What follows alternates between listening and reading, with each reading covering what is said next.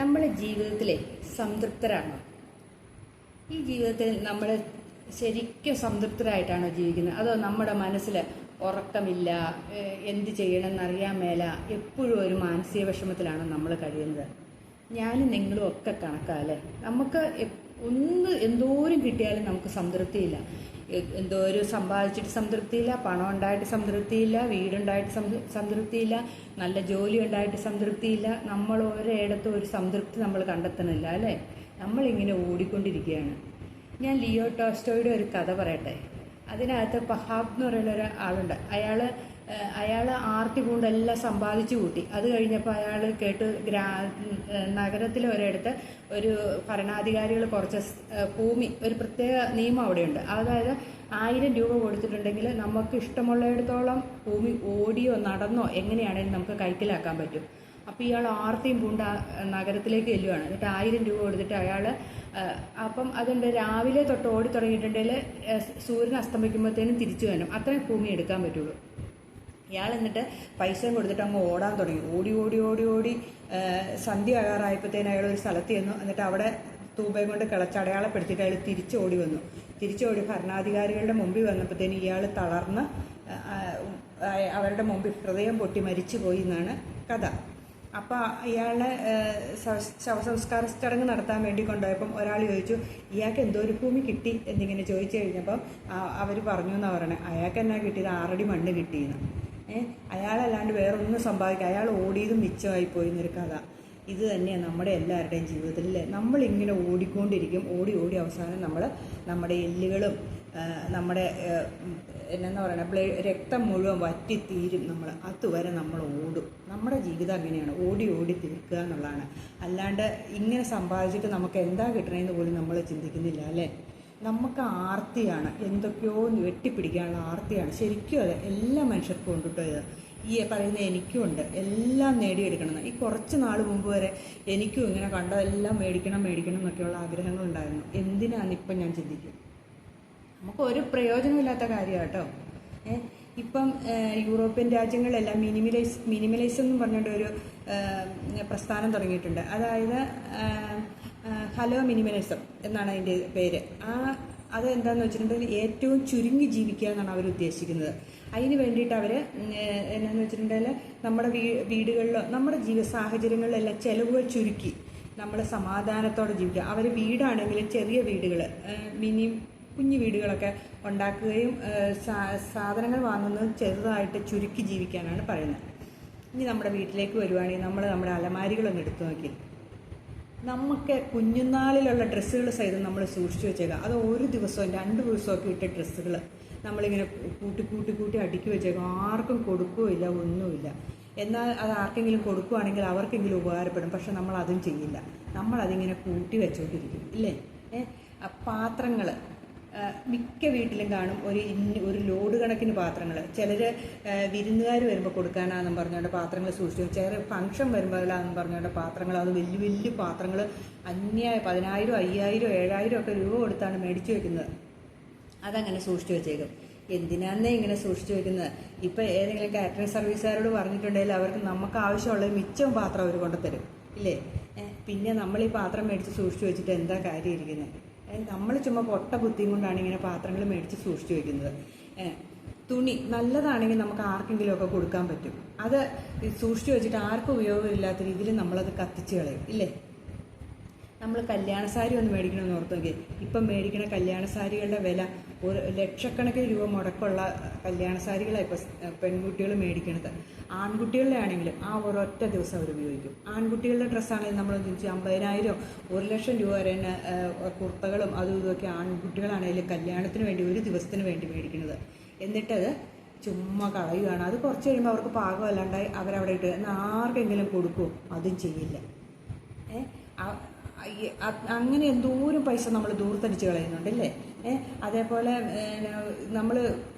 നമ്മുടെ വീട്ടിലുള്ള പാത്രങ്ങൾ നമ്മുടെ വിരുന്നുകാർ വരുമ്പോഴാണെങ്കിലും അത്യാവശ്യം നല്ല പാത്രങ്ങൾ എന്നാണെങ്കിലും നമ്മുടെ വീട്ടിൽ കാണില്ല. അതുപോലെ പക്ഷെ അത് ചെയ്യില്ല. നമ്മൾ ആദ്യം ഇങ്ങനെ സൂക്ഷിച്ച് വെച്ചിട്ട് ആരെങ്കിലും വിരുന്നുകാരെ വരാനാണെന്ന് പറഞ്ഞിട്ട് 5000, 2000, 3000 ഒക്കെ പാത്രങ്ങൾ മേടിച്ച് സൂക്ഷിച്ചു വെച്ചേക്കും. അതും ഒട്ടും ഉപയോഗിക്കില്ല. ആരും വിരുന്നുകാരും വരില്ല. വിരുന്നുകാർ വരുമ്പോൾ മിക്കവാറും അവരെന്തെങ്കിലും കഴിച്ചിട്ടാണ് വന്നതെന്ന് പറയുമ്പോൾ നമ്മുടെ പാത്രം ഒട്ടും ഉപയോഗിക്കുകയും ചെയ്യില്ല. അതിൻ്റെ പൈസയും കൂടെ നമ്മുടെ കയ്യിൽ നിന്ന് പോകും. പിന്നെ വീടെന്ന് വെച്ചാൽ വലിയ ഈ കുറ്റം പറയുന്നതല്ല, വലിയ പടബ്രഹ്മാണ്ടം കൊട്ടാരം പോലത്തെ വീടുകൾ ഉണ്ടാക്കി വയ്ക്കും. എന്നിട്ട് അത് നിറച്ച് സാധനങ്ങളും ഉണ്ടാക്കി വയ്ക്കും. അവിടെ മനുഷ്യാത്മാക്കൾ ജീവിക്കണ്ടോ എന്ന് പോലും നമുക്കറിയത്തില്ല. പരസ്പരം അങ്ങോട്ടും ഇങ്ങോട്ടും മിണ്ടില്ല, പരസ്പരം ഒന്ന് ചിരിക്കുക പോലും ചെയ്യാതെ ആ വീട്ടിൽ ഇങ്ങനെ ഏകാന്തതയിൽ ഇങ്ങനെ എന്താ പറയുക, ഒരു കണ്ടെയ്നറിനകത്ത് അടുക്കി വെച്ചേക്കണ കണക്ക് ഇങ്ങനെ ഇരിക്കുകയാണ് ജീവിതം മുഴുവൻ. ഒരു സമാധാനവും മനസ്സമാധാനവും ഇല്ലാണ്ട് അവരിങ്ങനെ ജീവിക്കുകയാണ് ചെയ്യുന്നത്. അങ്ങനെയുള്ള ജീവിതം കൊണ്ട് എന്തല്ല ഒരർത്ഥം ഇരിക്കുന്നത്. നമ്മൾ പരസ്പരം സ്നേഹത്തോടെ കുറച്ച് സാധനങ്ങളാണെങ്കിൽ ഉണ്ടല്ലോ, ആ സാധനങ്ങൾ പൊടി പിടിച്ചിട്ടുണ്ടെങ്കിൽ നമുക്ക് തൂത്ത് കളയാനെങ്കിലും എളുപ്പമുണ്ട്. ഈ വീട് നിറച്ച് സാധനങ്ങൾ വെച്ചിട്ടുണ്ടെങ്കിൽ ഒന്ന് തൂത്ത് വൃത്തിയാക്കാൻ പോലും സാധിക്കില്ല അല്ലേ. എന്നിട്ട് പണിയാന്ന് പറഞ്ഞ് നടക്കുകയും ചെയ്യും. കുറച്ചുള്ളെങ്കിൽ നല്ല വൃത്തിയായിട്ട് നീറ്റായിട്ട് ക്ലീനായിട്ട് നമുക്ക് വീടിനകം ഇടാൻ സാധിക്കും അല്ലേ. പക്ഷേ ഇത് നിറച്ച് വീട് കുത്തി നിറച്ച് സാധനങ്ങൾ വയ്ക്കും. ഒരു മനുഷ്യനും കൊടുക്കുകയില്ല, ഒന്നുമില്ല. അത് അർഹതപ്പെട്ടവർക്ക് കൊടുക്കുക, അപ്പോൾ വീട് ക്ലീനാകും. പിന്നെ ഒരു ചെറിയ പൊട്ടലോ ചെറിയ ഇതൊക്കെ വരുമ്പോഴത്തേനും നമ്മളെടുത്ത് ദൂരെ കളയേണ്ട കാര്യമില്ല. അങ്ങനെ എന്തോരം കാശ് കളയുന്നതാ. ഒരു കപ്പിൻ്റെയൊക്കെ ഒരു സൈഡൊന്ന് കുറഞ്ഞു കഴിഞ്ഞാൽ പഴയ സാധനങ്ങൾ പൊട്ടിയതൊന്നും വീട്ടിൽ വെക്കരുതെന്ന് പറഞ്ഞ് എടുത്തെറിയും. ആ സാധനം ശരിക്കും കേടായ ശേഷം പൊട്ടിപ്പോയ ശേഷം മാത്രം എടുത്ത് കളയുക. അല്ലാണ്ട് ചെറിയ നിസ്സാര സാധനങ്ങൾക്കൊന്നും എടുത്ത് കളയേണ്ട, അതൊന്നും ദോഷമാണ് വീട്ടിൽ വെച്ചേക്കരുതെന്ന് പറഞ്ഞാൽ അതൊക്കെ കച്ചവടത്തിൻ്റെ ഒരു തന്ത്രമാണ്. അതൊക്കെ നമ്മളെ കൊണ്ട് പുതിയ സാധനങ്ങൾ മേടിപ്പിക്കാൻ വേണ്ടി നമ്മുടെ കാശ് വിപണിയിലേക്ക് ഇറങ്ങാൻ വേണ്ടിയിട്ട് കാണിക്കുന്ന ഓരോ തന്ത്രങ്ങളാണ്. അതൊന്നും മനസ്സിലാക്കാതെ നമ്മൾ തന്നെ കാണിക്കും. നമ്മൾ ഈ പാവങ്ങൾ പൊട്ടിയത് വെക്കരുതെന്നാണ് പറഞ്ഞിട്ട് ഉടനെ എടുത്തെറിയുന്നു. അതേപോലെ ഒരു നിസ്സാര ഒരു പിടി പോയാൽ പോലും അയ്യോ അതൊന്നും വെക്കരുതെന്ന് പറഞ്ഞുകൊണ്ട് ഒരു പാത്രത്തിൻ്റെ സൈഡൊന്ന് പതുക്കെ ഒന്ന് കുറഞ്ഞാൽ മതി, അപ്പം എടുത്തെറിയും. അങ്ങനെയുള്ളതോ അന്ധവിശ്വാസങ്ങളിൽ നിന്ന് നമ്മൾ ഒഴിവായാൽ തന്നെ നമ്മുടെ കയ്യിൽ പൈസ ഉണ്ടാകും കേട്ടോ. പിന്നെ നമുക്ക് എപ്പോഴും ആവശ്യവും അതേപോലെ ഒരു സാധനം കാണുമ്പോൾ അത് അത്യാവശ്യമുള്ളതാണോ നമ്മൾ ചിന്തിക്കുക. എന്നിട്ട് നമ്മൾ ഞാൻ കടയിൽ പോകുമ്പോൾ തീർച്ചയായിട്ടും നമ്മൾ അങ്ങനെ ചിന്തിക്കണം.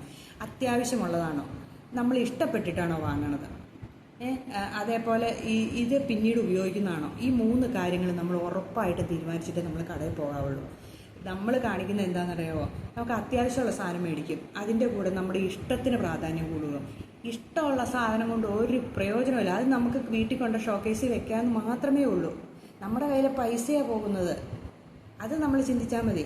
ഇതൊക്കെ എൻ്റെ ജീവിതത്തിൽ ഇത് നിങ്ങൾക്ക് പറഞ്ഞു തരുമ്പോൾ ഞാനും എൻ്റെ ജീവിതത്തിൽ അത് പ്രാവർത്തികമാക്കിക്കൊണ്ടിരിക്കുക. കാരണം എന്താണെന്നറിയാമോ, നമ്മൾ നമ്മുടെ ഇഷ്ടത്തിന് നമ്മുടെ മനസ്സിന് ഇഷ്ടമുള്ള ഒരു സാധനം മേടിച്ചുകൊണ്ടു സമാധാനം അത് കൊണ്ട് വീട്ടിൽ വെച്ചിട്ട് നമുക്ക് എന്താ പ്രയോജനം ഇരിക്കണം. നമ്മുടെ കയ്യിൽ പൈസ എത്രയും പോയി എന്നല്ലേ ഉള്ളൂ. നമുക്ക് അത്യാവശ്യമുള്ള കാര്യങ്ങൾ മാത്രം ചെയ്യുക. പിന്നെ ഉപയോഗിക്കാൻ പറ്റുന്നതാണോ എന്ന്, നമ്മൾ പിന്നീട് ഉപയോഗിക്കാൻ പറ്റുന്ന സാധനമാണോ. നമ്മുടെ വീടിൻ്റെ അടുക്കളയിലേക്കോ നമ്മുടെ വീടിൻ്റെ പരിസരത്തേക്കോ ചെന്നാൽ അറിയാം എന്തോരു സാധനമാണോ നമ്മളിങ്ങനെ മേടിച്ചിട്ട് ഉപയോഗമില്ലാണ്ടിരിക്കണേന്ന്. 6 മാസം ഉപയോഗിക്കാത്ത സാധനം നമ്മൾ ഉപയോഗമില്ലാത്ത സാധനങ്ങളാണെന്ന് മനസ്സിലാക്കിയാൽ മതി. പോട്ടെ, 1 വർഷം ഇരിക്കട്ടെ. 1 വർഷം ഉപയോഗിക്കാത്ത സാധനം പിന്നെ നമുക്ക് എന്തിനല്ലേ, നമ്മളത് ഉപയോഗിക്കാൻ പോകുന്നേ ഇല്ല.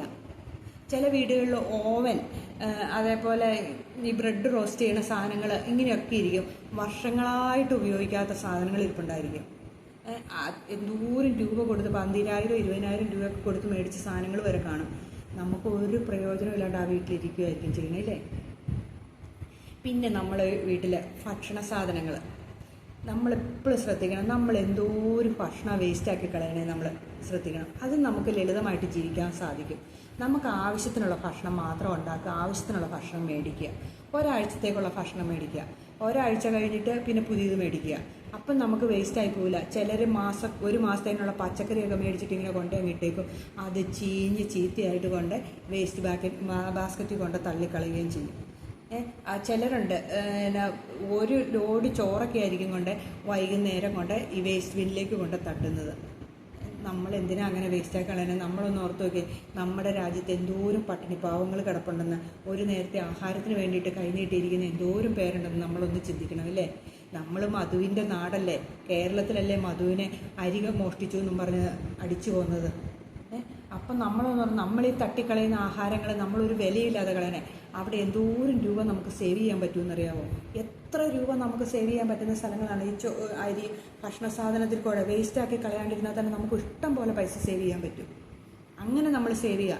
നമുക്ക് ആവശ്യമുള്ള സാധനങ്ങൾ ഉണ്ടാക്കി കഴിക്കുക, എല്ലാ സാധനങ്ങളും ഉണ്ടാക്കി കഴിക്കണം. പക്ഷേ അതിന് വേസ്റ്റാക്കി കളയുന്ന സ്വഭാവം നമ്മൾ നിർത്തണം. അതേപോലെ 1, 2, 3 ദിവസമൊക്കെ ഫ്രിഡ്ജ് വെച്ചുള്ള കഴിക്കൽ, അതൊക്കെ നമ്മുടെ ആരോഗ്യത്തെ ബാധിക്കണ കാര്യം. അങ്ങനെയൊന്നും സൂക്ഷിച്ച് വെക്കാണ്ട് നമ്മൾ ഒരു ദിവസത്തേനുള്ള മാത്രം ഉണ്ടാക്കാൻ നമ്മൾ ശ്രമിക്കുക. അങ്ങനെ ഒരു കാര്യങ്ങളും കൂടെ ചെയ്യുന്നത് നല്ലതായിരിക്കും. ഞാൻ വസ്ത്രത്തിൻ്റെ കഥ പറഞ്ഞപ്പോൾ ഒരു കഥയും കൂടെ പറയാം. എനിക്കറിയാവുന്ന ഒരു വീട്ടിൽ ഒരു കയറി താമസം വന്നു കഴിഞ്ഞപ്പോഴേ അവരുടെ പഴയ വീട്ടിൽ നിന്ന് സാധനങ്ങളെല്ലാം എടുത്ത് മാറ്റുന്ന സമയത്ത് കൂട്ടിയിട്ട് മണ്ണെണ്ണ ഒഴിച്ച് തീ ഒഴിക്കുന്ന രീതിയിൽ ഡ്രസ്സുകൾ കൂട്ടിയിട്ടേക്കുവാണ്. ഒരു വലിയ കൂമ്പാരം പോലെ, വലിയ മല പോലെ. ചോദിച്ചു കഴിഞ്ഞപ്പം അവിടുത്തെ ആ പെൺകുട്ടിക്കും അവിടുത്തെ ആ അമ്മയ്ക്കും അവർക്കും എല്ലാം മേടിച്ച ഡ്രസ്സുകളാണ്. ഉപയോഗിക്കാത്ത ഡ്രസ്സുകൾ വരുന്നുണ്ട്. അത് ചീത്തയായിപ്പോയി, ഇവർ വണ്ണം വെച്ചുപോയി, അല്ലെങ്കിൽ ഇവർ മെലിഞ്ഞു പോയി എന്നൊക്കെ പറഞ്ഞ കാരണങ്ങളും പറഞ്ഞു. നോക്കി നിന്നിട്ട് കണ്ണ് നിറഞ്ഞു പോയിട്ടേ ഉള്ളൂ. ഏതോ ഒരു അനാഥാലയത്തിലേക്കൊക്കെ വിളിച്ചു ചോദിച്ചപ്പോൾ അവർക്ക് അത് എടുക്കില്ല, അവർക്ക് വേറെ വസ്ത്രങ്ങളൊക്കെ ആൾക്കാർ കൊണ്ട് കൊടുക്കണോണ്ട് ഈ പഴയതെടുക്കില്ല എന്ന് പറഞ്ഞു. വീടുകളിൽ കൂടെ ഇഷ്ടം പോലെ ആൾക്കാർ വന്നിട്ടില്ല ഡ്രസ്സൊക്കെ വാങ്ങാൻ വേണ്ടിയിട്ട്. അവർക്കെങ്കിലും കൊടുക്കാൻ പാടില്ല. നമ്മൾ ഇങ്ങനെ സൂക്ഷിച്ചു വെച്ചിട്ട് നമ്മൾ ഈ കളയണേ എന്ത് കാര്യത്തിനാണല്ലേ? നമ്മളൊന്ന് ചിന്തിച്ച് നോക്കിക്കേ. നമ്മളിങ്ങനെ ആർഭാടം കാണിച്ച് നമ്മുടെ സമ്പത്ത് കളയാണ്ടിരിക്കുക. നമുക്ക് രാത്രിയിലൊക്കെ സമാധാനമായിട്ട് കിടന്നുറങ്ങണമെങ്കിലാണല്ലോ നമ്മുടെ കയ്യിൽ പൈസ വേണം. പൈസ ഇങ്ങനെ ദൂർത്തടിച്ച് കളയാണ്ടിരുന്നാൽ നമ്മുടെ കയ്യിൽ പൈസ ഉണ്ടാകും, ഉറപ്പായ കാര്യമാണ്. നമുക്ക് സേവിങ്ങും ഉണ്ടാകും, ഉറപ്പായ കാര്യമാണ്. നമ്മൾ ഈ ചിലവാക്കുന്ന പൈസകൾ സൂക്ഷിച്ചാൽ മാത്രം മതി. അനാവശ്യമായ നമ്മൾ നമ്മുടെ അയൽവക്കംകാരെ കണ്ട് മറ്റുള്ളവരെ കണ്ട് ജീവിക്കാണ്ടിരുന്നാൽ മാത്രം മതി. നമുക്ക് ചിലവ് ചുരുക്കി ജീവിക്കുമെന്ന് വെച്ചപ്പോൾ ഞാൻ ചിലവ് ചുരുക്കി അപ്പോഴായിരിക്കും എൻ്റെ അടുത്തുള്ള വീട്ടിലൊരാൾ കാറ് മേടിച്ചത്. ഉടനെ ഞാൻ എൻ്റെ ചിലവ് ചുരുക്കൾ കഴിഞ്ഞിട്ട് ഞാൻ പറയുകയാണ്, ഇങ്ങനെ ജീവിച്ചിട്ട് എന്നാ കാര്യം, അതുപോലെ ഒന്ന് സൂഹിക്കാൻ പാടില്ലെന്ന്. അയാൾ അവിടെ വണ്ടിയും മേടിച്ച് വീടും മേടിച്ച് അയാൾ രാവിലത്തെയും പകൽ ഉറങ്ങാണ്ട് നടക്കുന്ന ആളായിരിക്കും.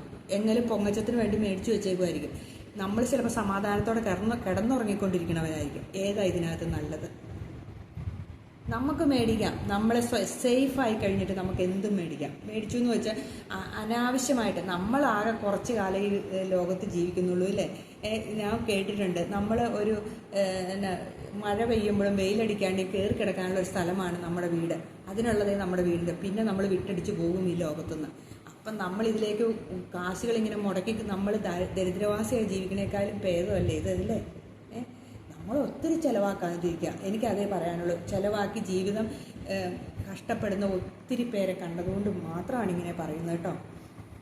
അതേപോലെ എല്ലാവരും ഇങ്ങനെ ശ്രമിക്കുകയാണെങ്കിൽ ഉണ്ടല്ലോ നമുക്ക് ആ പൊങ്ങച്ചത്തിൻ്റെ രീതി വരില്ല. നാട്ടിലുള്ള എല്ലാവരും സാധാരണക്കാരായിട്ട് ചില ഗ്രാമങ്ങൾ കണ്ടിട്ടില്ലേ, എല്ലാവരും തുല്യമായിട്ടായിരിക്കും ജീവിക്കുന്നത്. അപ്പം അവിടേക്ക് ഒരു എന്താ പറയണേ, ഒരു ആഡംബരത്തിൻ്റെ ഇത് കയറി വരും. അങ്ങനെ കയറി വരില്ല.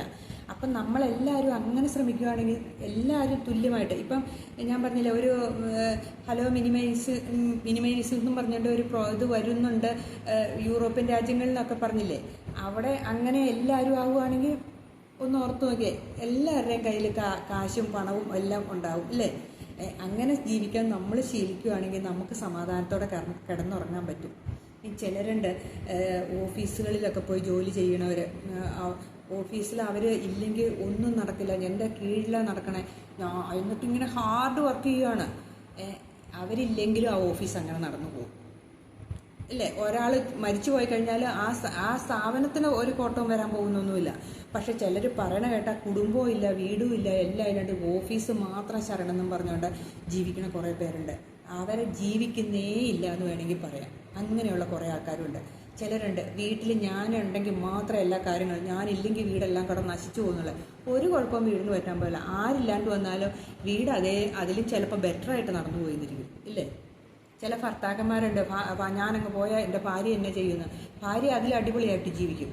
ചില ഭാര്യമാരുണ്ട്, ഞാനില്ലെങ്കിൽ വീടൊന്നും ക്ലീനായിട്ടോ നീറ്റായിട്ടോ വൃത്തിയായിട്ടോ ഒന്നും ഇരിക്കില്ല, ഞാനുണ്ടെങ്കിൽ മാത്രമേ ഇതെല്ലാം സംഭവിക്കുള്ളൂ എന്ന് പറയും. പക്ഷേ ആ ഭാര്യ പോയാൽ ആ വീട് അതിലും നല്ല ബെറ്ററായിട്ടിരിക്കണമെന്ന് കാണാൻ പറ്റും ഇല്ലേ? നമ്മളപ്പം ചുമ്മാ ചിന്തിക്കുന്നത് അധികവും വലിച്ചു കൂട്ടുന്നത് നമ്മുടെ ചിന്തകളാണ്. നമ്മൾ ഓടണ്ടെന്നല്ല പറയണേ, അത്യാവശ്യത്തിനല്ല ഓടണം, പണം ഉണ്ടാക്കണം, സേവ് ചെയ്യണം, ഇതെല്ലാം ചെയ്യണം. അതിൻ്റെ കൂടെ നമ്മൾ ഈ ധാരാളിത്തം നിർത്തിയാൽ മാത്രമേ നമ്മൾ രക്ഷപ്പെടുകയുള്ളൂ. നമ്മുടെ ജീവിതത്തിൽ ധാരാളിത്തം കൊണ്ട് നമുക്ക് ഒരു പ്രയോജനമില്ല. നമ്മുടെ ജീവിതം തീർന്നു പോവുകയുള്ളൂ, നമ്മുടെ സമ്പാദ്യം തീർന്നു പോവുകയുള്ളൂ, നമുക്ക് ഉറക്കമില്ലാണ്ടാവുകയുള്ളൂ, നമ്മുടെ ആരോഗ്യം ക്ഷയിച്ചു പോവുകയുള്ളൂ. നമ്മളപ്പം ചിന്തിക്കണം. നിങ്ങളൊന്ന് ചുമ്മാ ഒന്ന് ശ്രമിച്ചു നോക്കിക്കേ. നമ്മുടെ ജീവിതത്തിൽ വരുന്ന മാറ്റം. 6 മാസം നമ്മളിങ്ങനെ എല്ലാം ചുരുക്കി ഒന്ന് ജീവിക്കാൻ ശ്രമിച്ചു നോക്കി, നമ്മുടെ ജീവിതത്തിൽ വരുന്ന മാറ്റങ്ങൾ നമുക്ക് കണ്ടറിയാൻ പറ്റും. ഉറപ്പായ കാര്യമാണ്. ഇത് എനിക്കും കൂടെ വേണ്ടിയിട്ടുള്ള വീഡിയോ ചെയ്ത്. കാരണം ഞാൻ അതിങ്ങനെ ഒത്തിരി എൻ്റെ ജീവിതത്തിൽ മാറ്റം വരുത്തിയ വ്യക്തി. അതുകൊണ്ടാണ് ഞാൻ നിങ്ങളോട് പറഞ്ഞു തന്നെ, നമ്മൾ ജീവിതത്തിൽ ചുരുക്കുക, ഭക്ഷണത്തിൽ ചുരുക്കുക, വസ്ത്രം മേടിക്കണതിൽ ചുരുക്കുക. ചില വീടുകളിൽ വസ്ത്രം മേടിക്കണമെങ്കിൽ സങ്കടവും കൂടെ വരും. ഒരു അമ്പലത്തിൽ പോകണമെങ്കിൽ പുതിയ ഡ്രസ്സ് വേണം, ഒരു ടൂറ് പോകണമെങ്കിൽ പുതിയ ഡ്രസ്സ് വേണം. നമ്മൾ എവിടെയെങ്കിലും ഫംഗ്ഷന് പോകുമ്പം അത് പിന്നെ തീർച്ചയായിട്ടും എടുക്കും. എവിടെ പോകണമെങ്കിലും പുത്തൻ ഡ്രസ്സ് ഇടുള്ളൂ എന്ന് പറഞ്ഞു തുടങ്ങുന്നത്. ശരിക്കും പറഞ്ഞാൽ 100% ഡ്രസ്സുണ്ടെങ്കിൽ അതിനകത്ത് 20% നമ്മൾ ഉപയോഗിക്കുന്നുള്ളൂ. നമ്മൾ ചിന്തിച്ച് നോക്കി, 20% ഡ്രസ്സ് മാത്രമേ നമ്മൾ, ബാക്കി 80% നമ്മൾ ഉപയോഗിക്കാണ്ട് വെച്ചേക്കുന്നതായിരിക്കും. നമ്മളിങ്ങനെ കാശ്, ചില സ്ത്രീകൾക്കുള്ളൊരു കുഴപ്പമുണ്ട്. കടയിൽ ആരെങ്കിലും പോവുകയാണെങ്കിൽ അവരുടെ കൂടെ പോകും. എന്നിട്ട് ഈ ടെക്സ്റ്റൈൽസിൽ കയറിയിട്ട് തുണിയെല്ലാം ഇങ്ങനെ നോക്കണേനിടയ്ക്ക് അവർ 2 തുണിയെങ്കിലും മേടിച്ചോണ്ടേ പോരുള്ളൂ. അത് എങ്ങനെയെങ്കിലും 2000 രൂപയെങ്കിലും അവിടെ കളഞ്ഞിട്ട് വരും. ആവശ്യമില്ലായിരിക്കും, എങ്കിലും മറ്റുള്ളവരുടെ കൂടെ പോകുമ്പം 2 മേടിക്കും. അങ്ങനത്തെ സ്വഭാവമുണ്ട്. എവിടെ ചെന്നാലും ടൗണിലേക്ക് ഇറങ്ങി എന്തെങ്കിലും സാധനം അവർക്ക് മേടിച്ചില്ലെങ്കിൽ അവർക്കൊരു സുഖക്കുറവാണ്. ആ പൈസയും കൂടെ നിങ്ങൾ സേവ് ചെയ്ത് നമ്മൾ വീട്ടിൽ വന്നിരുന്നോടെ ഒന്നോടെ ആലോചിക്കുമ്പോൾ നമുക്ക് വേണ്ടാന്ന് തീരുമാനിക്കും. അതെങ്ങനെ അല്ലെങ്കിൽ നമ്മൾ 2 പ്രാവശ്യം ഇങ്ങനെ ആലോചിച്ചാൽ മതി, അത് നമുക്ക് വേണ്ട, ചുമ്മാ പൈസ കളയണേ എന്തിനാ എന്നൊരു ചിന്ത നമ്മുടെ ഉള്ളിലേക്ക് വരും. നമ്മൾ അങ്ങനെയൊക്കെ ആണുങ്ങളാണേലും ബീഡി വലിച്ചും സിഗരറ്റ് വലിച്ചും അതേപോലെ കള്ള് ബ്രാൻഡിയൊക്കെ കുടിച്ചും എന്തോരം രൂപയാണ്. അതേപോലെ ടൂറ് നടന്നും, ആഴ്ച ടൂർ നടക്കുന്ന ആണുങ്ങളുണ്ട്. അതൊരു 6 മാസം കൂടുമ്പോഴായിക്കോട്ടെ, അപ്പോഴത്തേന് എത്ര രൂപയുടെ വ്യത്യാസം വന്നു അറിയാവോ? നമ്മൾ സേവ് ചെയ്യാൻ പഠിക്കുക. നമ്മുടെ ജീവിതം നമുക്ക് സമാധാനത്തോടെ ഉറങ്ങണമെങ്കിൽ, നമ്മുടെ ജീവിതത്തിൽ സമാധാനം ഉണ്ടെങ്കിൽ നമ്മൾ ആ രീതിയിൽ ജീവിച്ചാൽ മാത്രമേ നടക്കുകയുള്ളൂ. അല്ലാതെ നമ്മൾ വേറെ ആരും നമുക്ക് സമാധാനം കൊണ്ടുതരില്ല നമ്മുടെ വീട്ടിലേക്ക്. നമുക്ക് സമാധാനം ഉണ്ടാകണമെങ്കിൽ നമ്മൾ തന്നെ തീരുമാനിക്കണം, നമ്മൾ തന്നെ ഉണ്ടാക്കണം സമാധാനം. അല്ലാണ്ട് പുറത്തുനിന്നും നമ്മൾ പുറത്ത് അന്വേഷിച്ച് നടന്നാലും സമാധാനം കിട്ടുകയില്ല നമുക്ക്. നമ്മുടെ സമാധാനം ഉള്ളിൽ വേണം. ഒരു കഥയും കൂടെ ഞാൻ പറയാം. സ്വന്തം വീടിൻ്റെ മുറ്റത്ത് ഒരു പയ്യൻ ഗുരുവിനോട് ചോദിക്കുകയാണ്, എനിക്ക് വീട്ടിൽ സമാധാനം കിട്ടില്ല, ഞാൻ സമാധാനം അന്വേഷിച്ച് നടക്കാൻ പോവുക, ഏതോ ഒരു മരുഭൂമിയിലേക്ക് പോവുക എന്ന് പറഞ്ഞു. ഒരു സൂഫിക്കഥയാണ്, മരുഭൂമിയിലേക്ക് പോവുക എന്ന് പറഞ്ഞു. അപ്പം ഗുരു അവനോട് ചോദിച്ചു, നീ നിന്റെ വീടിൻ്റെ മുറ്റത്ത് തളർന്നു കുത്തി വാടിക്കരിഞ്ഞു നിൽക്കുന്ന ചെടികൾ നനയ്ക്കാതെ നീ മരുഭൂമിയിൽ പോയിട്ട് എങ്ങനെ സമാധാനം ഉണ്ടാക്കും? അവിടെ പോയിട്ട് ചെടികൾ നനച്ച് നീ എങ്ങനെ സമാധാനം ഉണ്ടാക്കും? അവനപ്പോൾ പറയണത് ഇങ്ങനെ പറയുന്നുണ്ട് കേട്ടോ, ഞാൻ മരുഭൂമിയിൽ പോയി ചെടികൾ നട്ടു വളർത്തി അവിടെ സമാധാനം ഉണ്ടാക്കാൻ ഞാൻ ശ്രമിക്കും എന്ന്. അവിടെ പോയി ജീവിക്കുമ്പോൾ ഒരു സമാധാനം, സ്വസ്ഥമായിട്ടിരിക്കുമ്പോൾ സമാധാനം ഉണ്ടാകുന്നു. അപ്പോഴാ ഗുരു പറയുന്നത്, നിന്റെ വീടിൻ്റെ മുറ്റത്തെ ചെടികൾ നീ നനയ്ക്ക്, എന്നിട്ട് നീ മരുഭൂമിയിൽ പോയി ചെടികൾ നനച്ച് സമാധാനം ഉണ്ടാക്കാൻ നോക്കാൻ. നമ്മളീ പലരും കാണിക്കണേ അങ്ങനെയാണ്, മരുഭൂമിയിൽ പോയി സമാധാനം ഉണ്ടാക്കാൻ. നമുക്ക് വീട്ടിലൊന്നും ചെയ്യാൻ പറ്റില്ല, നമ്മൾ പുറത്തുനിന്ന് പോയി അന്വേഷിച്ചുകൊണ്ടിരിക്കുകയാണ്. പുറത്ത് അന്വേഷിച്ചാൽ ഒന്നും കിട്ടില്ല കേട്ടോ. നമ്മൾ നമ്മുടെ വീട്ടിൽ തന്നെ നമ്മുടെ ഉള്ളിനോട് ചോദിക്കുക, എന്നിട്ട് നമ്മൾ ചെലവ് ചുരുക്കി കഴിഞ്ഞാൽ നമ്മുടെ കടബാധ്യതകൾ തീരും. ഉറപ്പായ കാര്യമാണ്. നമ്മൾ വീട്ടിലുള്ളവർ ഭാര്യയും ഭർത്താവും കൂടെ ആലോചിച്ച് ചെലവ് ചുരുക്കി നോക്കിക്കേ, നമ്മുടെ കുടുംബം രക്ഷപ്പെടുമെന്ന് ഉറപ്പായ കാര്യമായത്.